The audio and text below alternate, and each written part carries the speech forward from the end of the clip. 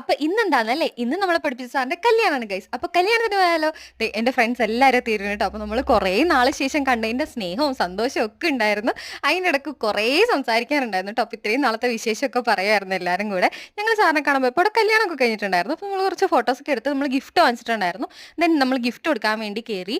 അവിടെ നിന്നും കുറച്ച് ഫോട്ടോസൊക്കെ എടുത്തിട്ടോ. അപ്പോൾ വിശേഷമൊക്കെ പറഞ്ഞ് നേരെ ഞങ്ങൾ ഫുഡ് കഴിക്കാനാണ് പോയത്. അങ്ങനെ ഫുഡൊക്കെ കഴിച്ച് അവിടെ നിന്ന് തന്നെ കുറേ നേരം സംസാരിച്ച് വിശേഷവും കഥയൊക്കെ പറഞ്ഞ് എല്ലാവരുടെയും കാര്യങ്ങളൊക്കെ പറഞ്ഞു കഴിഞ്ഞിട്ട് ഞങ്ങൾ ഐസ്ക്രീമൊക്കെ കഴിച്ച് ഇതേ രാഹുൽ ഇറങ്ങാമെന്ന് പറഞ്ഞപ്പോൾ അതിൻ്റെ ഒരു സ്ലീപ്പിംഗ് കാറ്റ് ഉണ്ടായിരുന്നു കേട്ടോ. നല്ല രസമുണ്ടായിരുന്നു അതിനെ കാണാൻ. ഞങ്ങൾ നേരെ വണ്ടി എടുത്തിട്ട് അവിടെ നേരെ കുഴിപ്പള്ളി ബീച്ചിലേക്കാണ് പോയത്. അവിടെ ചെന്നപ്പോഴാണെങ്കിലോ അടിപൊളി ക്ലൈമറ്റ്, നല്ല മഴയൊക്കെ പെയ്തിട്ട് അങ്ങനത്തെ ഒരു ക്ലൈമറ്റ് ആയിരുന്നു. അപ്പോൾ അവിടെ നിന്ന് കുറേ ഫോട്ടോസും വീഡിയോസും ഒക്കെ എടുത്തു ഞങ്ങൾ. ഇവിടെ നിന്ന് കുഴിയൊക്കെ കുത്തുന്നുണ്ടായിരുന്നു. എന്തിനാണെന്ന് എനിക്ക് മനസ്സിലായില്ല.